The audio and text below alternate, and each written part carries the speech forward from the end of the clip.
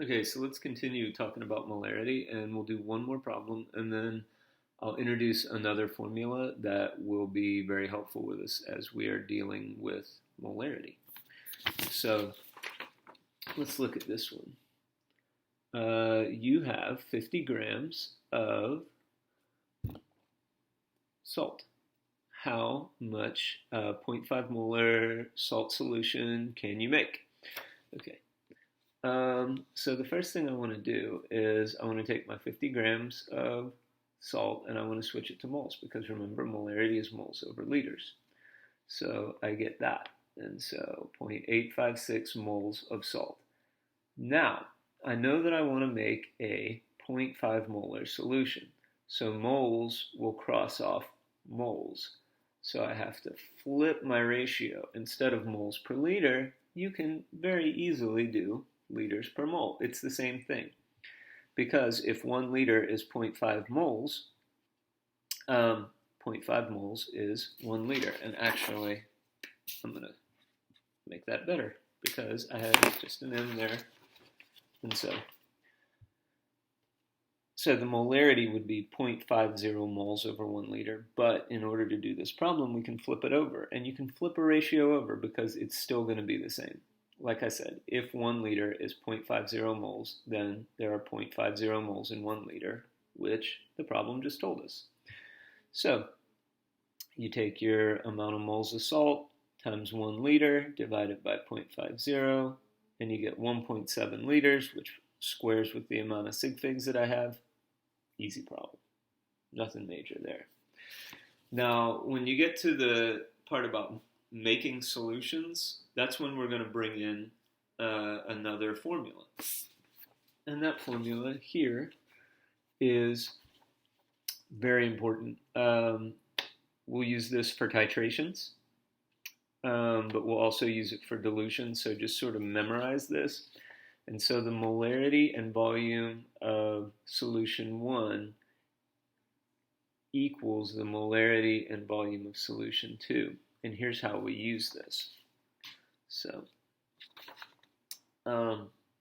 outline the steps for making 2 liters of a 0.25 molar solution from a 5 molar stock solution. So, I need to make 2 liters of a more dilute solution from a stock solution that is pretty concentrated. And so what I'm going to do is I'm going to pour out a little bit of that stock solution, and then I'm going to add it to a solvent, usually water, to make it the concentration that I want. We do that a lot with acids. When they ship acids, they're usually like 11 molar, which is very strong. It would harm you. You can't really breathe around it. It's pretty bad stuff. But then we dilute that acid and we make it into something that we can work with in the lab. And so this is kind of what we're doing here.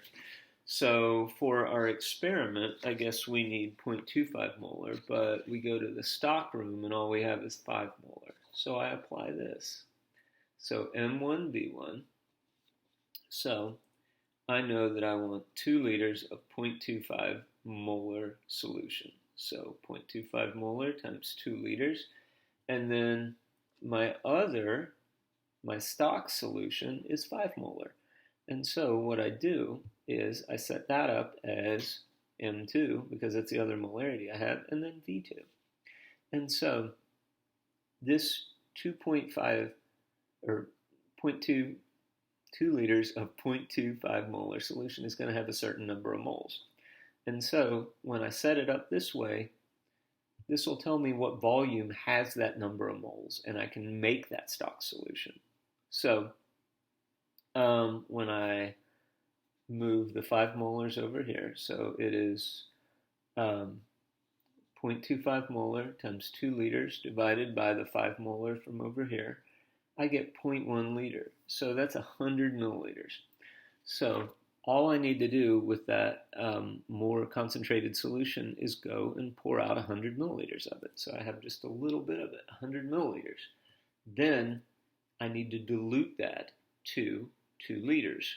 So what I would do is, if I'm in the lab, I would get a volumetric flask, which is a nice round bottom flask. They usually have flat so you can sit on them. But some of them, I mean, the really nice ones are actually round, and you have to have a special stand for them. And I would get a volumetric flask, and I would put the water, not all of the water, but probably 1,500 milliliters of the water there, and then I would add the stock solution. That's very important when you're dealing with acids.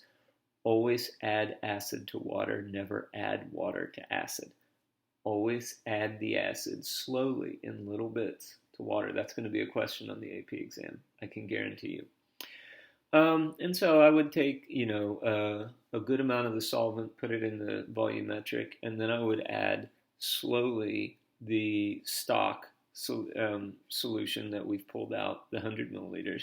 And you add it slowly because it can be exothermic. You might get some splattering, so on and so forth, ad infinitum.